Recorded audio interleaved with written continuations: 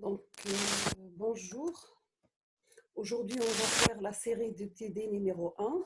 Donc, c'est un TD pour SCAT Télécommunications, département d'électronique, Université Beji Mokhtar à Annaba, donc présenté par Z Narima. Donc, on va commencer par des petits rappels mathématiques.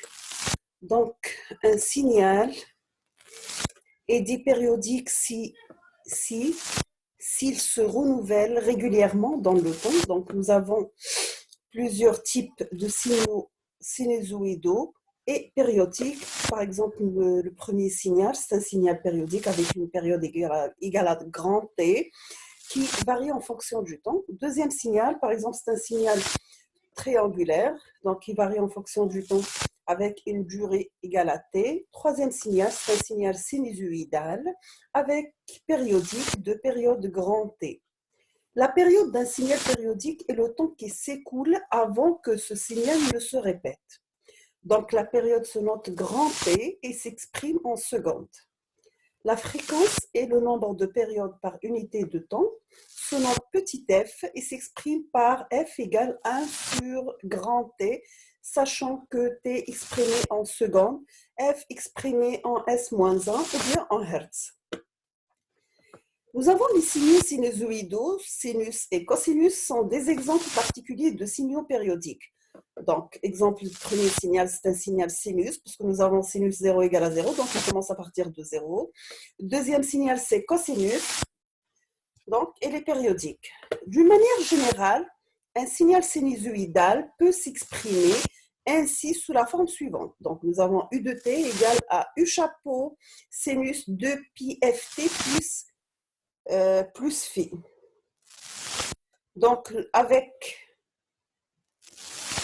U chapeau, c'est l'amplitude maximale. F, c'est la fréquence du signal sinusoïdal, sachant que F, c'est 1 sur T, donc c'est l'inverse de la période.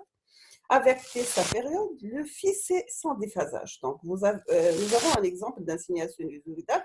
Donc, U, c'est la valeur maximale. T, c'est la période. Donc, nous avons F en Hertz, la période en secondes, ou bien, c'est la même chose, on peut avoir la période égale à 1 sur F. Donc, nous avons le signal sinusoïdal peut s'écrire également sous la forme suivante. Donc, U de t égale U chapeau sinus oméga ft plus phi. T, c'est la variable de temps en secondes. Oméga, c'est la pulsation en radians par seconde. Et phi, c'est le déphasage en radians. Donc, nous avons la valeur efficace d'un signal sinusoïdal est donnée par la valeur efficace est égale à la valeur max divisée par racine de 2. Donc, exemple, U de t égale à 10 racine de 2 sinus 314t plus 1. En déduire que les valeurs maximales, les valeurs de la pulsation, la fréquence, la période et la valeur efficace, la valeur moyenne et la phase à l'origine. Donc, tracer la courbe représentative de U de t. Nous avons quelques propriétés particulières des fonctions sinusoïdales. Pour exemple, sinus 0, c'est 0. Sinus pi sur 6, c'est 1,5. Sinus pi sur 2, c'est 1. Cosinus 0, c'est 1. Cosinus pi sur 2, c'est 0, etc. Il faut connaître aussi quelques relations trigonométriques. Par exemple, sinus x, c'est sinus pi moins x est égal à moins sinus 2 moins x, parce que nous savons que le signal sinusoïdal, c'est un signal impair, donc le cosinus, c'est un signal pair. Donc, il faut bien sûr savoir, par exemple, cosinus A plus B, c'est cosinus A cosinus B, moins sinus A sinus B. Exemple, sinus P moins sinus Q, c'est 2 sinus P moins Q sur 2, cosinus P plus Q sur 2. Et bien sûr, cosinus carré de A est égal à 1 plus cosinus 2A sur 2. Et sinus carré de A égale à 1 moins cosinus 2A sur 2. Donc, aujourd'hui, on va faire seulement l'exercice numéro 1. Donc, nous avons parmi les oscillogrammes suivants repéré ce qui représente un signal périodique et justifier votre réponse. Donc, nous avons le signal petit a, c'est un signal triangulaire. Petit b, c'est un signal sinusoïdal. Le c, c'est un signal carré. Et le D, c'est un signal sous forme de pic.